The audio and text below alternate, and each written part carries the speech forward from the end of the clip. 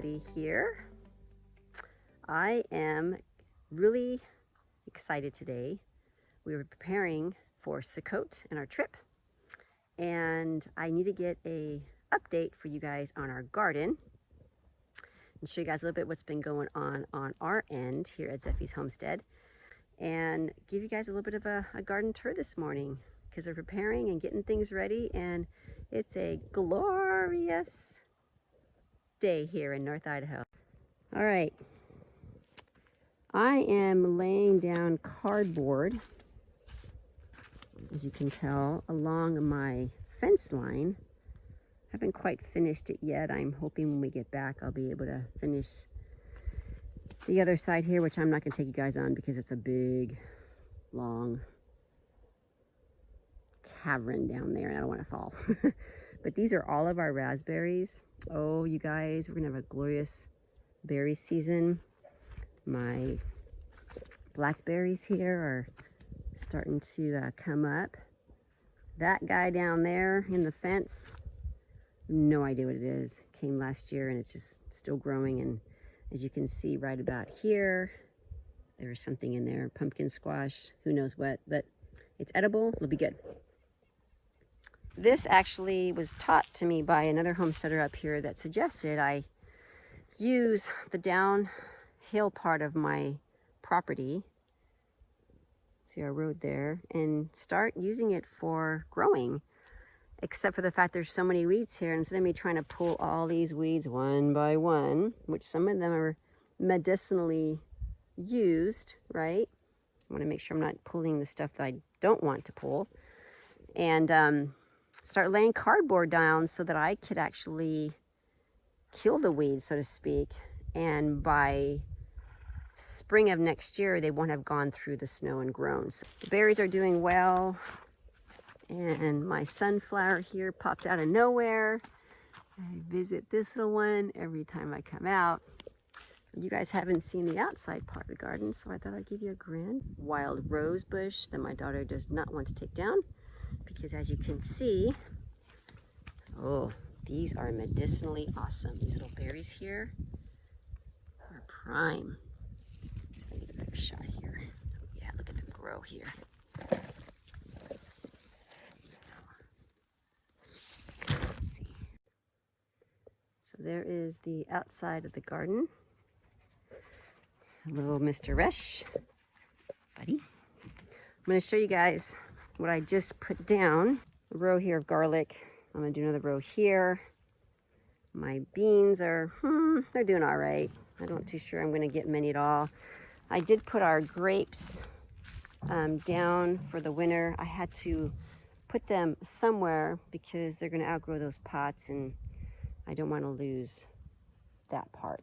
And I'm not too sure what I'm going to do yet about where they're going to go. But the berries are doing very well. This bush here, I actually made it go along the raspberry line instead of overtaking that part of the garden, because I want to use all that for growing next spring. And then that's that famous, I don't know what this is, y'all. So if you guys can help me out, let's see. I'm gonna have to go this way. See that guy right there? You guys know what that is? I don't know. So it's just kind of sitting in there, and there's so many bees in there. Already been stung twice, and I don't want to get my hands stung again. Another berry bush here. But this one I wanted to show you guys what we're currently doing.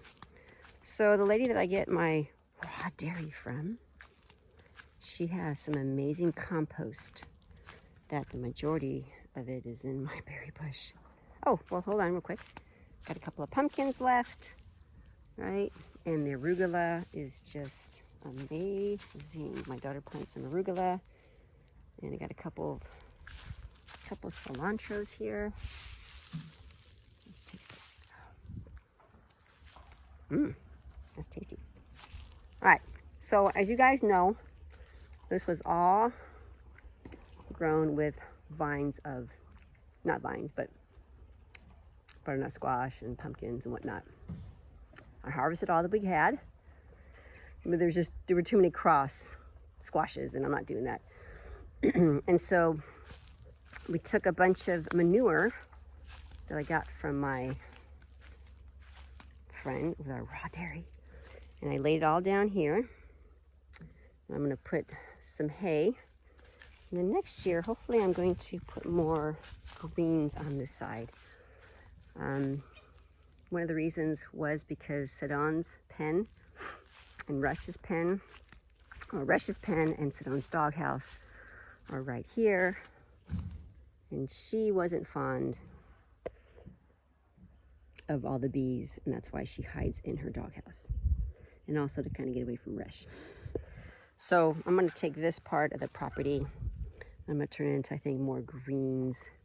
And then back in there, I'll do potatoes and whatnot for the following year. I'm already like planning, and that's good. Already planning for the next year. Gardening just never stops, does it? You just continually preparing for the following year. You're always getting the land ready to rest in the winter and early fall, making sure that when you start up in spring, you are ready to go, because you don't want to be, planning and preparing all in spring, right? You want to have that time of rest and then starting back up again. And by that time, the soil is very rich with nutrients. You're back to Eden method if that's what you guys choose to do, like I do. All your wood chips and everything that you put inside has actually decomposed well, which causes your soil to be pretty amazing, and your food actually tastes like awesome. So we are done for the season, except for a few little stragglers like I showed you guys earlier. And I think we're good. I haven't felt well these past few weeks, so I've been slow on the uptake a little bit, getting better. I just think that my body is still adjusting to whatever flies in the wind, right? I'm not going to call it as anything. But since that thing has happened, my system hasn't been 100%. And so we've been kind of going through a tough season of affliction these past few weeks. And I would just all say honestly, from a spiritual perspective, because we honor the Creator in His ways with His feast days. We started with Yom Teruah, then we went to Yom Kippur, and then now we're going into Sukkot, which is Feast of Tabernacles. There's always opposition, because anytime you do things that are creator minded and you pull away from the system,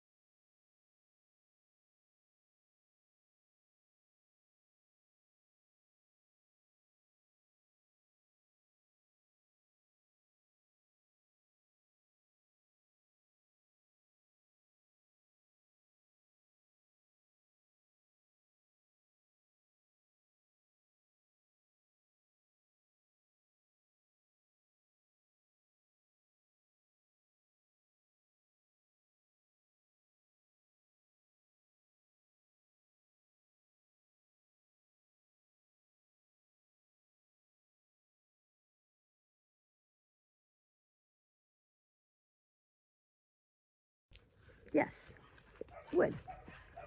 We are not quite completely prepared right now. Physically, I think we're ready to slow down a little bit. Mentally, wow, it's coming up rather quickly. So we have all this extra space here up until probably that post right here to fill up with wood. We've got a lot of work to do when we get back from Sukkot, which we're only staying, I think 6 days. So we'll have a day or two here back at the house. We didn't go the entire 8 days on the trip, but that's okay, because we're going to honor it here with a few people that we know, including some of my family members. So we have still wood to chop and take care of.